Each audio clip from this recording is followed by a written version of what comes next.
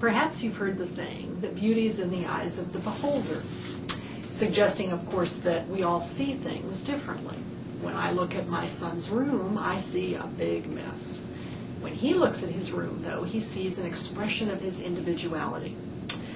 It's this aspect of human communication that leads to so much misunderstanding as we interact and relate with individuals. And it sort of brings us to the topic for this mini lecture, perception, or as I prefer to think about it, how you look determines what you see. My name is Sally Johnson, and I'm an instructor at BCTC. Today we're going to cover the process of perception by first defining briefly the 3 stages involved in the process, and then looking at how it works in the real world through an extended example. First, perception is defined as the active process of selecting, organizing, and interpreting events, people, activities, situations. In other words, basically everything that you encounter over the course of your normal day. It's important to think about perception as a process. So let's focus for just a moment on what a process involves. That's something that occurs in gradual steps leading toward an end result, and it is a natural, continual activity. And this certainly describes how perception works. It is something that happens in gradual steps. It is working toward an end result, and it is a natural activity that occurs continually. If we look at the 3 stages or steps in this process, we start first with selection. Selection involves deciding which of the many stimuli that you're being bombarded by at any given point in time, which ones of those are you going to select or choose to pay attention to. As you sit watching this program, you're being bombarded by those stimuli right now. You've got light coming in perhaps from a window that's nearby. You have the sensation from the chair that you're sitting in that may be hard or soft.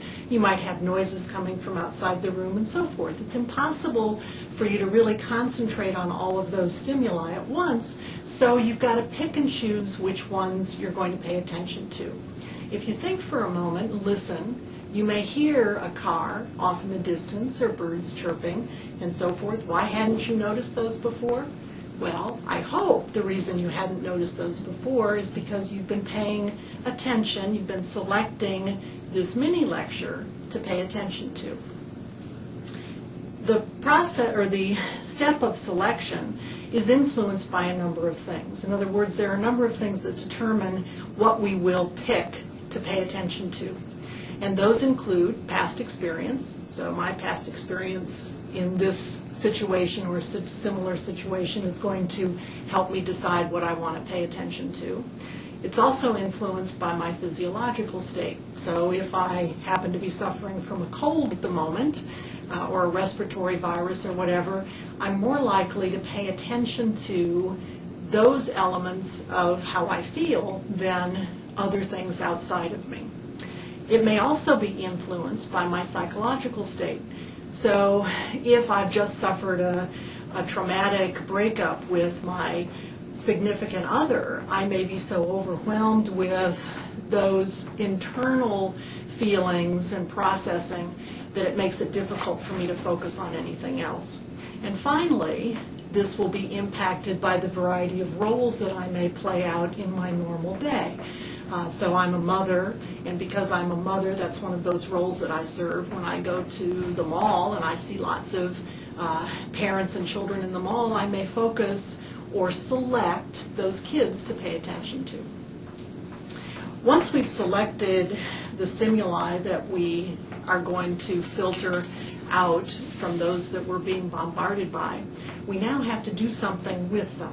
And that's the second step in the process of perception. It's called organization. In other words, we take those things now and put them into categories or group them together according to, again, 2 things: past experience and the perceptual schemas that we operate by. as you move through your course in human communication that you're taking, you're going to be learning lots of new schema that you can use to organize your selections in the future. For example, you've probably already learned that there are very distinct differences between interpersonal communication and other more impersonal forms of communication. So when you experience interactions with others, you might start categorizing based upon what you've learned in this class. The third step in the process of perception is interpretation. And here is where we take those things that we've selected and we've organized, and now we figure out what it all means for us. And this is influenced also by a couple of things. Past experience tells me how I'm going to extract meaning from those events that I have selected and organized. And my expectations may also have a bearing on what kind of meaning I extract from things. If I expect that the information that's being delivered in this mini lecture is going to be on an exam, then I'm going to pay much closer attention to that information, and I'm going to really work hard to find out what it means so that I can then do well on the exam. So, in a nutshell, those are the pieces to the perceptual pie. So let's take a moment now and look at how this might play out in the real world through an extended example. So let's go for a hike. And on our hike, we're going to take some people with us. We're going to have first a botanist, Bobby Botanist, who specializes in plants and tree and so forth. We're going to have Mary, a meteorologist, who is someone who's going to be much more interested in the weather, and Dr. Communication, someone who specializes in human communication. As these three individuals set off on their hike into the woods, we're going to discover that they're each going to see some very different things as they experience the great outdoors. First, in terms of their selection, where they're going to be subjectively selecting those stimuli that they want to pay attention to, Bobby Botanist is probably going to focus on the plants and the trees. Mary Meteorologist, though, is not going to be looking down at the ground. She's going to be looking up at the sky and paying attention to the clouds and perhaps sensing the temperature in the air and the humidity levels.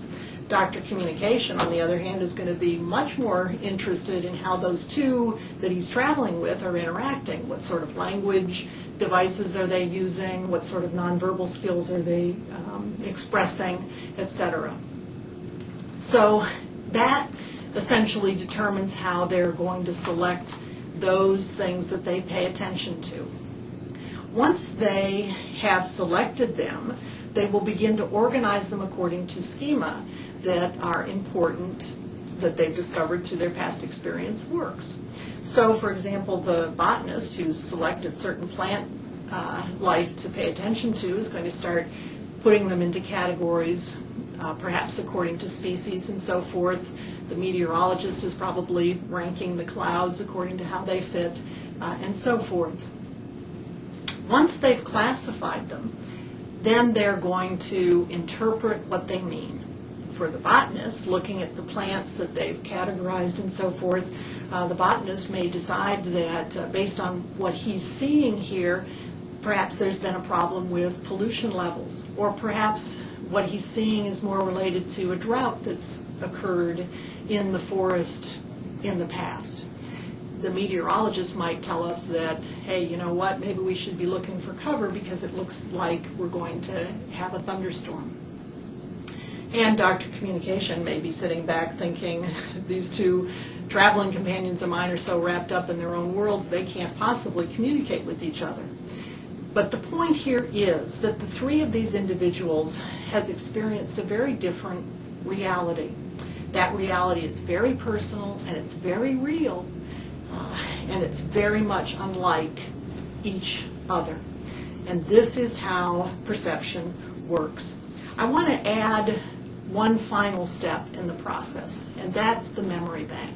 Because everything that takes place out in the wilderness as they're on their hike gets funneled into their personal individual memories. And this will be extracted at some later point in time when they're in a similar situation. So if the botanist happens to be in a forest that is similar to this one, the temperature's about the same, it's about the same time of year, that person may be hearkening back to this experience, drawing from it information that sort of pushes him to look for certain species that he found the first time around. In other words, this all then becomes a new filter, a new way of perceiving the environment based on that past experience.